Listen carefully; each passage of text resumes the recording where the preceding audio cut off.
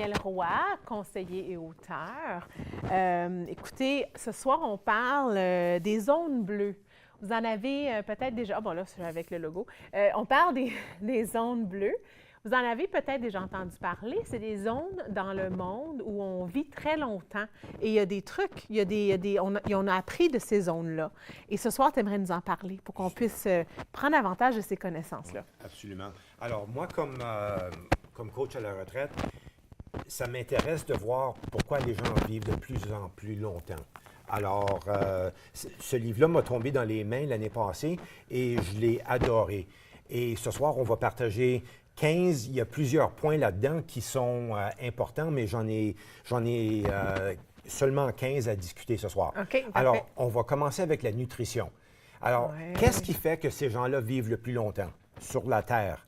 Alors, ils ont, en principe, un régime végétarien. Ils ont Ils ont ça en commun, hein? Ils ont tous ça en commun. Alors, s'ils vont consommer de la viande, ça va être en modération. Alors, et ce n'est pas tous les jours. Alors, végétarien, là, ça fonctionne bien. Ils boivent beaucoup d'eau. C'est important pour eux de boire de l'eau là, constamment. Même qu'au Costa Rica, la zone bleue qui est là, ils ont une eau spéciale. C'est pas de l'eau bénite, mais c'est de l'eau qui a des propriétés un peu différentes que partout sur la Terre. Wow. En Californie, ils mangent des noix. Il y a une zone bleue en Californie? Oui, absolument. Je ne savais pas. Oui, moi non plus, avant que je lise le livre. Okay. Mais ils mangent beaucoup de noix. Ça fait partie de leur régime. Et c'est partagé aussi dans d'autres zones bleues alentour du monde. Alors, manger beaucoup de noix, des noix d'acajou, Grenoble, peanut, tout ça, là. Des noix. Oui. C'est drôle, hein? Moi, c'est quelque chose souvent que j'oublie de manger. Je pense qu'on mange... Au Canada, on fait du beurre d'arachide. On mange le beurre d'arachide. Tu sais, c'est pas... c'est synthétique, cette affaire-là. C'est synthétique. Oui. Et, parce que c'est pas toutes les cultures qui mangent le beurre d'arachide. Non. Les gens mangent les noix de sa source. Oui, oui. C'est un beau rappel. Oui, et c'est beaucoup mieux pour la santé, comme ça. Une autre chose qu'ils font régulièrement, c'est leur dernier repas de la journée, le souper, ça va être un repas léger. Alors, c'est pas s'asseoir et puis manger un gros steak ou une grosse assiette bombée de dinde, là. C'est un petit souper. Le gros repas va être principalement à midi. Alors, c'est de modérer. Est-ce qu'ils prennent une sieste après? Moi, je trouve ça difficile, manger des gros repas le midi. Oui, on s'endort après, non? Oui. Alors, c'est chacun ses goûts, mais en principe, les gens vivent plus longtemps parce que leur dernier repas, ce n'est pas le plus important de la journée. Ça m'a vraiment surpris, mais une autre chose qu'ils font aussi, ils vont faire des snacks durant la journée. Des collations. Oui, des collations une fois de temps en temps. Alors, rendu au souper, là, ils en ont eu assez. Donc, on mange régulièrement dans sa journée. Oui. Moi, j'aurais pensé qu'on aurait entendu parler qu'on ne mange pas pendant des périodes de temps, qu'on fasse du fasting, non? On va en arriver à ça. Ah oui, OK. Je devinais, là. Oui, oui. Manger le régime de la Méditerranée, et on en parle souvent, mais il faut aussi vivre le régime de la Méditerranée. Alors, qu'est-ce que je veux dire par ça? Plusieurs années passées, mes parents sont allés passer 4 mois à Menton, sur la frontière franco-italienne. Ils ont... On a un problème technique. Je te mets le micro, OK? Oui. Merci, merci. Alors, ils ont passé 3-4 mois à Menton et ils vivaient le régime de la Méditerranée. Alors, de l'exercice tous les jours, parce que Menton, t'es dans la montagne, sur le bord de l'eau. Alors, tous les jours, ils allaient au marché, ils allaient chercher les aliments, la baguette, le vin, tout ça, là. Ils le faisaient d'une façon quotidienne. Ils ont perdu du poids pendant leurs 3-4 mois, là, et puis ils ne se privaient pas. C'était tout ce qu'ils voulaient manger, là. Mais vraiment de la diète méditerranéenne. Oui, mais il faut vivre le style de vie qui va avec ça. Alors, il faut penser, c'est quoi la Méditerranée? Ça va être montagneux en certaines régions, ça va être la plage, ça va être beaucoup marché. Et en Europe, il marche beaucoup le monde. Alors, ici, en Amérique du Nord, c'est sédentaire. On prend nos voitures. Oui, pour aller partout. Alors, c'est pas bon pour le système. Faire le jeûne périodique. Alors, qu'est-ce que ça veut dire, ça? Moi, ça fait quelques mois que je l'ai essayé. Alors, après mon dernier repas, alors disons que j'arrête de manger à 7 heures le soir, on va faire 12 heures jusqu'à 7 heures le matin. Et là, je vais peut-être prendre un fruit le matin et là, mon premier repas va être à midi. Peut-être des fois 1 heure, tout dépendant de la journée, comment je suis occupé.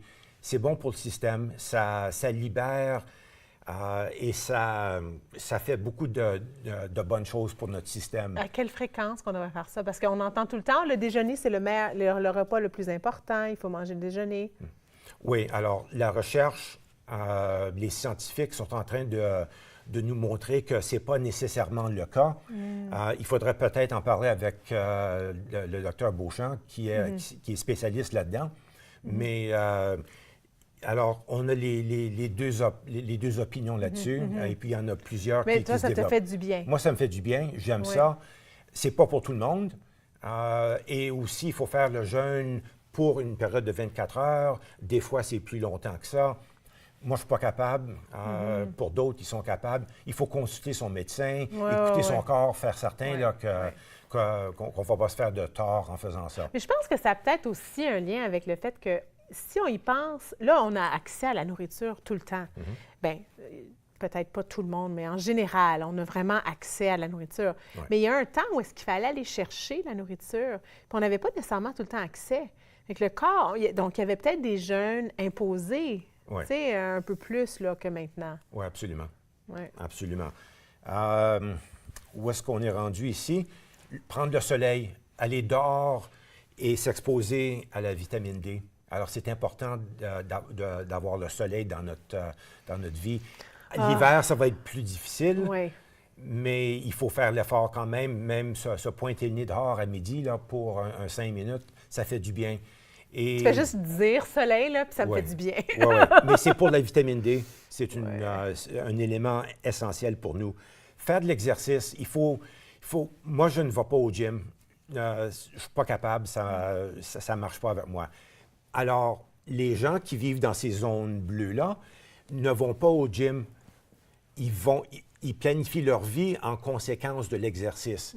Alors, qu'est-ce que ça veut dire, ça? Quand on va au centre d'achat, moi, je stationne mon auto le plus loin possible et je marche peut-être, je ne sais pas combien de pieds, mais c'est assez loin pour me rendre à l'intérieur. Et là, je fais des détours pour arriver au magasin que j'ai besoin de fréquenter. Alors, il faut organiser sa vie en conséquence de planifier de l'exercice.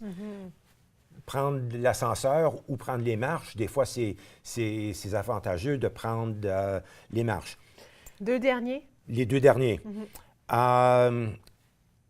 Ikigai, le plan de vie.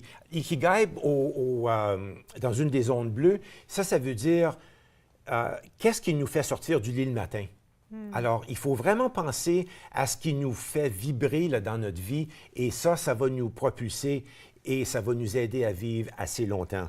Et le dernier point qui est important, c'est de se créer un sanctuaire, de passer du temps à faire de la réflexion et avoir une confiance dans soi et apprivoiser la solitude. Ça, c'est vraiment important.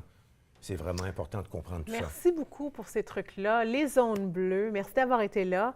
Daniel Roy, juste en parlant, là, c'est un beau rappel, puis ça fait du bien. Ça fait du bien. J'espère que tes clients apprécient vraiment ces informations-là et que vous aussi, vous appréciez d'apprendre. Je suis certaine que ça vous donne le goût de découvrir encore plus si vous êtes intéressé. C'est le livre de Dan Buettner. Je ne sais pas comment dire son nom, Les zones bleues. Je n'avais pas réalisé qu'il y en a en Californie. En tout cas, on apprend des choses, hein? C'est vrai qu'il y a beaucoup de nourriture très fraîche là-bas. Hein? Oui. Merci beaucoup d'avoir été là. Un plaisir. Restez là après la pause. Je suis avec Sylvie Robert et on parle de l'énergie du mois de novembre. Soyez là.